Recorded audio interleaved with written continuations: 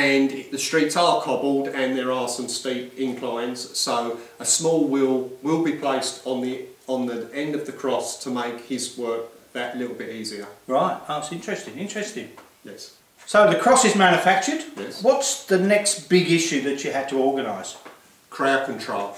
The single biggest issue we have to deal with is there is a big crowd out there. We understand now. Yes. Yes, and to that end we will have 4 cohorts of soldiers on call that day with 2 in reserve. Each soldier will be issued with a high visibility vest like my own and be fitted with standard issue safety toe cap sandals. Right. Now tell me about the vendors that are across the route, because obviously these people need to have refreshments. Is all that been put in place, and all of the sponsorships been put in place? All in place. All the food outlets will be licensed, and all the food preparation practices will be done in a responsible manner, and we will not have. And I want to make this to yourself and your viewers that there will be no feeding of the 5,000 bollocks. Yes, exactly. So tell me about the sponsorship arrangements. Obviously, the vendors have got to pay money. Where does that money go? Is it going back to into your kitty? No. It goes to the council. Right. The council are paying for this. The Romans are doing the Jews' dirty work. We're not going to fucking pay for it as well. Now, we spoke about the council just then. Yes. Have they had to be consulted for any of this? Yes, they have. The crucifixion itself, the site has been decided, and we had to do an environmental impact assessment, because Jesus will not be the only one getting crucified that day. There's a couple of other people in custody. Did you have to have planning permission? Planning permission to erect a structure or anything like that? Yes, all these requirements have been put in place by the Romans when we arrived here in Judea, and we have to do the environmental impact of blood running into the water table, of course. Oh yeah, well I never realised. We've got to, yes, see, there's a lot more to this health and safety than you may think. Yeah. You don't want blood contamination of the water table. Right, and I suppose does that go back to the material that's the nails are used in? Because I mean, if they go rusty or anything like that, again, that could go in the water table, could it? It could. So all the nails have been specially made, super sharp, so they pass through the flesh without doing too much damage. Correct. So we're getting more and more to the logistics of the actual crucifixion. Yes. Let's talk about that in a little bit more detail. You mentioned these nails. What other issues are there? Well, we've got to think of the people putting those nails in, of course, and they will be wearing gloves and eye protection. Yeah. And also there's another issue where the proof of death has to be established. Right, and we do that in the normal way with a spear, with a Roman soldier. Yeah. Now in this case... Now let me just stop you there. The local popular press have actually already, you know how they're like, they splashed right across the local newspapers. Do you know what they're calling it? They're calling it the Spear of Destiny, would you believe? Apparently there's even television competitions run. There's been television competitions run. That's amazing. I haven't seen them, but I've heard about them. Yes.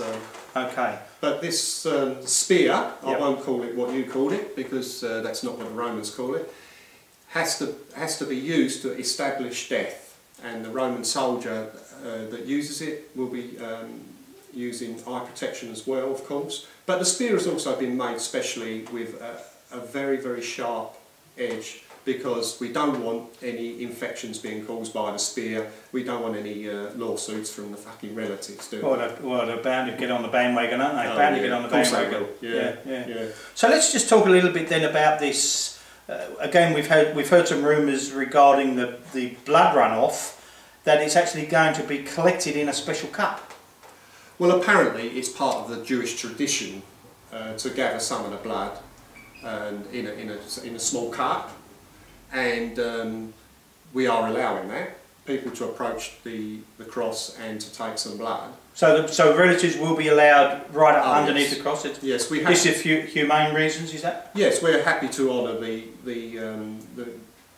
traditions of the Jewish people. So yes, they will be allowed to take a sample of blood. But I have to say that once they've fulfilled their traditions, that cup and the blood will be confiscated. Right. This because it will have maybe some potential historical value, or you don't want it actually used as an instrument of you know, martyrdom or something like that, is it? That's right. We don't want this cup to be venerated in the future, so we will be taking it away and putting it in a very safe place. Right. So are you allowed to tell us where that's going to be? I'm not at liberty to because tell I you reckon people will be searching for it, won't they? They will be searching for it, but they will. I can tell you right now, they will not get their grubby little hands on it.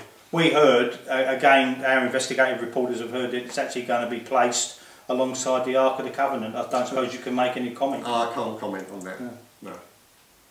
Well, Michael, thanks for coming in. You're welcome. You've given us a fantastic insight into this whole affair. As you know, we are an investigative journalist team here at Judea National News. Yeah. We've got some concerns. We have some concerns about the whole event. It takes time to put an event like this together. It takes time for crosses to be manufactured. It takes time for council permission, and we know that there's a minimum of 32 days to get something through planning at council. This man only came into town 3 days ago. So surely, what you were insinuating? Hang on. There's don't get no animosity here. You must have known months ago that this was actually. What are you getting at here? Are you saying there's something underhand going on here? Well, I'm just saying I've that got a job of there work are to do rumours. There are rumours out there that some of this stuff has been preordained. Some of this stuff, you cannot just get all this stuff together in 3 days. I'm sorry. Well, I don't know nothing about that. All I know is I've got a job of work to do, and I don't give a fuck if he is the son of God. He's going down. Well, thank you once again, Michael, for coming in. Thank you out there watching this special presentation by Judea National News. I'm sure we're going to be continuing to see some events unfolding in the next few days, and we'll certainly be on the ground covering those events, and hope you enjoyed it. Hope you continue watching our this fantastic news coverage, and perhaps we'll see you again soon. Thank you.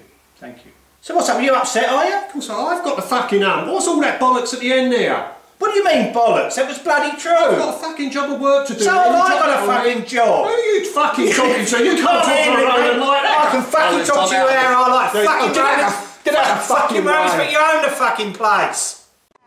Always look on the bright side of life.